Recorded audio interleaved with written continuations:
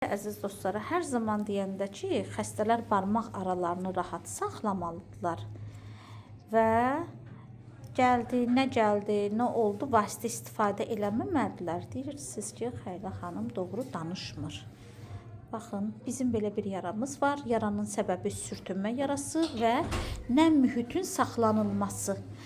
Yara arası, barmaqlar arası nəm qalırsa, o zaman bu cür sürtünmə yaraları yarana bilər. Bizim də ayaqqabımız, baxın bu. Deməli, müəllim, barmaq aralarımıza nə qoyurduq indiyə qədər? Dərman olur. Nə dərmanı? Dərmanın adı nə idi? Dərmanları gətirmişim burada. Bir dənə sulu, yodlu dərman vururduq.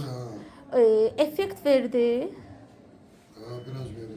Nə, bu cürə verib. Adam deyirəm ki, Qoyduğumuz ümumiyyətlə səhvdir. Yəni biz barmaq aralara onu qoymaqdansa birinci gərək Doppler elətdirərdik, şəkərimizi kontrol eləyəydik və barmaq aralarımıza quru salfet qoysaydıq, heç bir şeysiz, betadinsiz, livamikolsuz, hansısa kremsiz qoysaydıq, o daha doğru nəticə olardı. Barmaqlarımızı bir-birindən aralayır, sürtünmə qüvvəsini azaldır və dəri bəzən özünü sağalda bilir.